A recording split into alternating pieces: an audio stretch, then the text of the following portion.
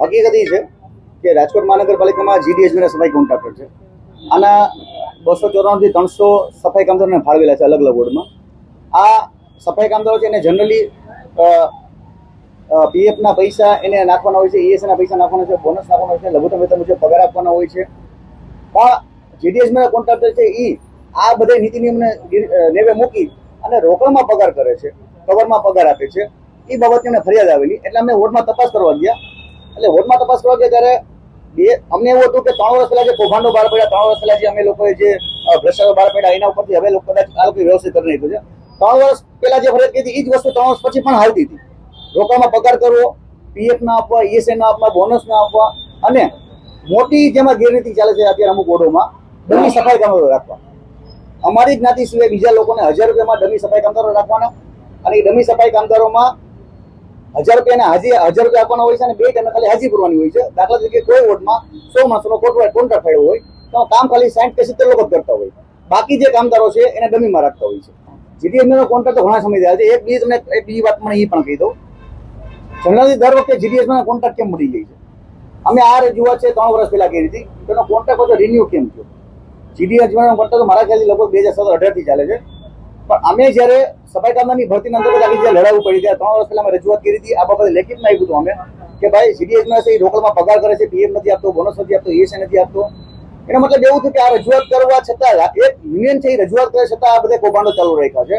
અને કૌભાંડોના અંતે ક્યાંક અમને એવું જાણવા મળ્યું કે આમાં ક્યાંક ને ક્યાંક અધિકારીઓ, અમુક એસઆઈઓ, અમુક એસએસઆઈઓ અને અમુક ક્યાંક ને ક્યાંક કોઈક ને કોઈક જોડેલા છે આ મોટી કટકીમાં, એવું ક્યાંક સામે આવ્યું છે. આમાં અધિકારીઓમાં ન્યાય પ્રણાલી વિજિલન્સ થોડાક શંકાના દાયરામાં છે, કારણ કે એની સહી થાય છે એમાં. એ મને જે બિલ બતાવ્યું એ બિલ મુજબ કોઈના નામ નથી એમાં, બરાબર.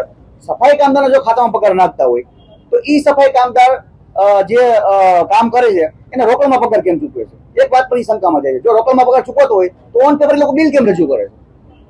જનરલી મારા ખાતામાં કોઈ પગાર નાખે, પગાર મારો, તો એ પાસબુકમાં એન્ટ્રી આવતી હોય છે.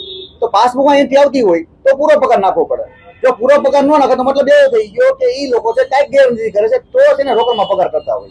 બની શકે આમાં ઘણા બધા અમે જ્યારે વોર્ડમાં રેડ વાળો જઈએ છીએ આ બાબતની, તો ઘણી વાર એવું થતું હોય વોર્ડમાં અમુક રાજકીય વ્યક્તિઓ બેઠા હોય છે અને પોતાના રોગ જમવા માટે કે આ પક્ષ પછી ઓલા પક્ષ પછી એમ કરી પોતાનો રોગ જવા માટે ત્યાં કદાચ કટકીમાં સામેલ પણ હોઈ શકે. કામગીરી તમને કહો ને હાવ બોગસ કામગીરી. આ લોકો અમને એવું આમાં લખીને દઈ છે કે લઘુત્તમ વેતન મુજબ ચૂકવણી થાય છે, પીએફ આપી છે, અમે ઈએસએ આપી છે, બોનસ આપી છે, આ બધું અમે આપી છે, ઓન પેપર બધું આપે છે. એકચ્યુઅલી તમે કામદારને પૂછ્યું, તમારી સાથે બધા મીડિયા મિત્રો આવો અને તમને હું પુરાવો પણ આપીશ કે કઈ રીતે રોકડમાં પગાર કરે છે. અમે લાઈ લોકોને, એના માણસોને, એના સુપરવિઝનને રોકડમાં પગાર દેતા અમે પકડા છે. અમારી પાસે વિડીયો છે. સફાઈ કામદાર જે કોન્ટ્રાક્ટમાં કામ કરે છે, આ જે રાજકોટનો જે સ્વચ્છતામાં નંબર આવે છે, હું મોટો છે કદાચ કોન્ટ્રાક્ટ વાળા માણસોને દઈ શકું, કારણ કે એને ઘર ચલાવવાનું હોય છે. 7 થી 11 સફાઈ કામગીરી કરવાની હોય છે, એમાં ઘર ચલાવવાનું હોય છે ઓછા પગારમાં.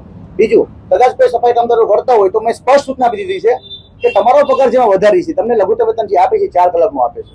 એટલે 7 થી 11 સુધી તમારે ક્યાંય કોઈ જાતના પ્રાઇવેટ કામ નથી કરવાના કે તમારે બીજા કોઈ કામ નથી કરવાના. સફાઈ મતલબ રાજકોટ મહાનગરપાલિકામાં સફાઈ કામગીરી કરવાની છે. કાયમી સફાઈ કામદારો આખા દિવસમાં જતા હોય છે અને જે કોન્ટ્રાક્ટના સફાઈ કામદારો 4 કલાકની કામગીરી હોય છે. 5:30 થી લઈ 6:30 થી લઈને 11 વાગ્યા સુધી કામગીરી હોય છે. જનરલીમાં એવું હોય છે કે જે કોન્ટ્રાક્ટર સફાઈ કામદારો છે એ શું કરે છે, વહેલા જઈ અને લતો વાળી નાખે છે. કેમ કે 2 જણા વાળતા હોય છે. ક્યારેક તો અમારે એક આગેવાન છે ચેતનાબેન જુલાસમા છે, એ લોકો 4 જણા વાળે છે. પગાર એક જ મળે છે, પણ એને મદદના સ્વરૂપે 4 જણા વાળે છે. મળે છે પગાર એક જ મળે છે. નહીં સર, હું એ બાબતની ગેરંટી લઉં છું કે કોન્ટ્રાક્ટર સફાઈ કામદારો કદાચ કંઈક ભંગ કરતા હોય, કદાચ ક્યાંક એવું બનતું હોય છે, તો તમારી સાથે હોય એની હાલત તમને દેખાડું એ કેવી પરિસ્થિતિમાં કામ કરતા છે. અને જે 4 જણા મેં વાત કરી એ એવું હોય છે કે એની આજુબાજુમાં એ જે બીજા 3 જણા સફાઈ કામદાર છે, 3 જણા પરિવાર લોકો આવતા એને ક્યાંક પ્રાઇવેટ કામ રાખ્યા છે, કોઈકના વાસણ ધોતા હોય, કોઈકનું ઘર સાફ કરતા હોય, કોઈકના સંડાસ બાથરૂમ સાફ કરતા હોય, એ અનુસંધાન સાથે આવતા હોય છે.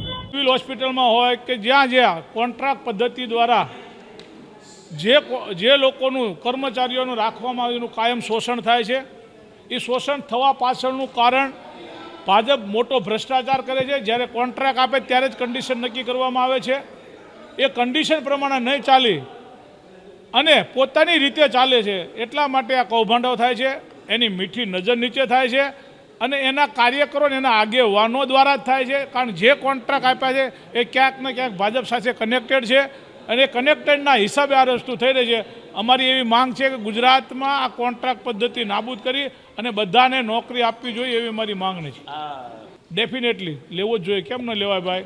એ થોડા કોઈ સરકાર છે, અને સરકાર સામે પણ લેવો જોઈએ. જ્યારે પબ્લિક છે, આપે જોયું નેપાળમાં કેવી પરિસ્થિતિ છે. ગુજરાતમાં અને ભારતમાં આગળ એવી પરિસ્થિતિ ન થાય એ માટે ભાજપના લોકોને બે હાથ જોડી વિનંતી કરું છું કે હવે ભ્રષ્ટાચારથી માફ રાખો. આજની અમારી આ દલિત મહાસંમેલનની અંદર અમારો એક મુદ્દો, ત્રીજો મુદ્દો એ પણ છે કે રાજકોટમાં 532 લોકો જે રોજમદાર રીતે ભરવામાં આવે છે એ રોજમદાર રીતે નહીં ભરતા કાયમી ભરતી કરવી જોઈએ એવી અમારી માંગ પણ છે. અને આનું આવેદનપત્ર પણ કમિશનરને આપેલું છે, મેયરને આપ્યું છે, સ્ટેન્ડિંગ ચેરમેનને અગાઉ આપેલું છે.